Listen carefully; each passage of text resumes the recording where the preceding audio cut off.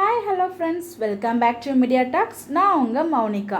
இன்றைக்கி எபிசோடில் எனக்கு காவேரி மேலே கொஞ்சம் வருத்தம் தான். ஏன் அப்படின்னு பார்த்தீங்கன்னா, நம்ம விஜய் வந்து எவ்வளோ ஆசையாக அந்த நகையை வாங்கி கொடுப்பாரு. ஏன்னா வந்து இன்னொருத்தவங்க முன்னாடி நம்ம காவேரி அசிங்கப்பட்டுட்டாங்களே அப்படிங்கிற ஒரு ரீசனுக்காக தான் சர்ப்ரைஸாக அவங்களை கடைக்கு அழைச்சிட்டு போய் நகை வந்து பார்த்து அவரே செலக்ட் பண்ணி வாங்கி தருவார். பட் அந்த நகையை தங்கச்சிக்காக வந்து கொண்டு போய் கொடுக்குறது வந்து வருத்தமாக தான் இருக்குது. ஏன்னா தான் வந்து இவங்க இதை செய்யணும், ஓகேங்களா, இவங்க தான் கல்யாணம் வச்சாங்க, இவங்க செய்யணும் அப்படிங்கிற நினைக்கிறவங்க தாட்லாம் ஓகே.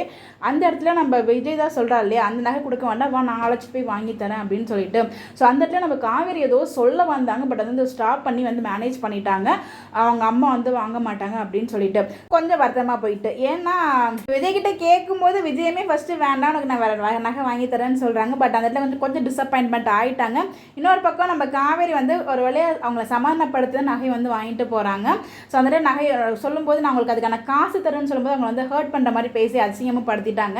ஸோ ஏன் காவேரி டக்கு ஏன்னா அவங்களுக்கு மனசில் இருக்கிறது வந்து அந்த கான்ட்ராக்ட் அப்படிங்கிற ஒரு விஷயம் தான். ஸோ அதனால தான் அந்த வார்த்தையை அவங்க விட்டுருக்காங்க. பட் அந்த இடத்துல அவங்களோட பாயிண்ட் ஆஃப் வியூ போது ஓகே தான். பட் இருந்தாலும் நகை கொடுத்துருக்க வேணாங்கிறது என்னோட ஒப்பீனியன். பக்கம் நிவின் நான் வீட்டுக்கு போகணும் சீக்கிரம் வான்னு சொல்லி வந்து ரொம்ப அவசரப்படுத்திட்டு இருக்காங்க.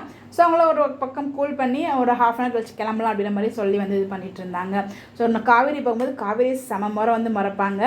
இந்த இடத்துல அதை எழுதி வாங்கிக்க ஃபஸ்ட்டு அவங்க அம்மா வேணான்னு சொல்கிறாங்க, அப்புறம் வந்து வாங்கிக்கிறாங்க. மேரேஜுங்கிறது வெறும் தாலி கட்டுறது மட்டும் கிடையாது, பொண்ணுக்கு செய்யணும் அப்படிங்கிறதையும் வந்து இதில் செஞ்சு அமுச்சு விடுறாங்க.